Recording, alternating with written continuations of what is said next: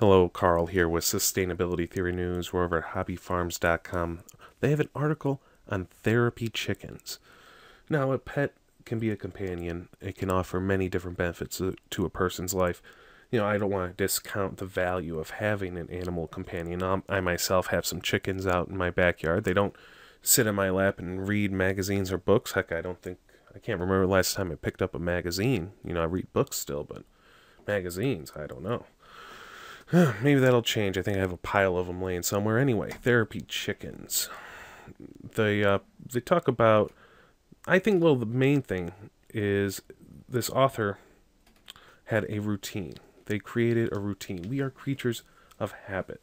Chickens oftentimes have a flock, and they have to, exist in this flock environment. They have a pecking order, and thus they are social creatures. They do have some empathy in that regards, if they could, figure out what the other hens or roosters in their flock are feeling, so they know either to stay away from them or to play with them or to fight with them. But I think maybe the most valuable thing to any therapy animal is the creation of routine and responsibility. I mean, there's no underestimating the power of responsibility to changing someone's life and outlook on life. All right, the next story is from Western Farm Press. Get a leg up on fruit tree problems with dormant oils. These are organic-based oils that are sprayed while the tree is dormant. So basically, it's asleep for the wintertime. There's no leaves on it. The oils can get right onto the bark, permeate the whole tree. They talk about copper, sulfur, and superior oil to help get rid of diseases like apple scab and pests like coddling moths. Horticultural oil, neem oils, that sort of thing. You want to make sure you mix it in the right dosage. You don't want to hurt your trees. When it's dormant, it's a lot harder to hurt trees with foliar sprays like this, but not impossible. There's also some people that coat the trunks of the trees with a white, I think it's some sort of calcium compound that helps coat the bark, so it prevents animals from rubbing up against it and prevents fungal and bacterial and insect infections. If you can do this, they say it does work with organic integrated pest management. That's what IPM stands for. There are some tips.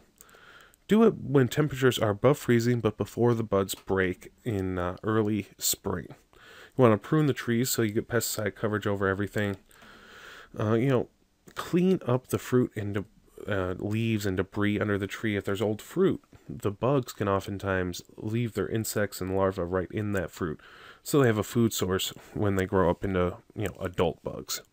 Having chickens or sheep or goats or even cows perhaps clean up around the orchard could be a good idea. Just make sure they don't destroy the trees in the process. Clearing weeds and other unwanted plants around the tree trunk, because rodents can hide in there. Rats, rabbits can also eat around the trunk, cause damage to it. Now, you are going to get some damage to fruit, but try to limit it. Try to plant different varieties of fruit around it. Try to also plant different species of plants and herbs around there. So, bugs, they navigate by sense of smell oftentimes. And if you can confuse that sense of smell by having plants that produce lots of volatile essential oils, like mint and garlics, that sort of thing, rosemary, oregano, well, then it can confuse the bugs and make it less likely for them to establish a feeding ground. All right, next up, last story, at foodtank.com, why food systems need resilient farmers markets. 5 lessons from 2020. Now, they talk about while farmers markets are only about $2.4 billion market, small potatoes in terms of, say, grocery stores.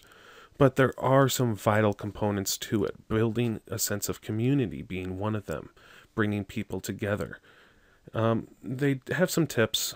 They talk again about virtual sales, drop-off points. They talk about building CSAs, basically, produce boxes, that sort of thing. Getting more people of color into farmers markets. They talk about all other innovations like curbside pickup and pre-orders. Get people connected with different programs that can help pay for food, But also you want to talk about social media and other ways to get people connected to the farmer's market. Get people involved in the farmer's market. Maybe have educational workshops, DIY projects, that sort of thing. Maybe it's online if it can't be in the real world.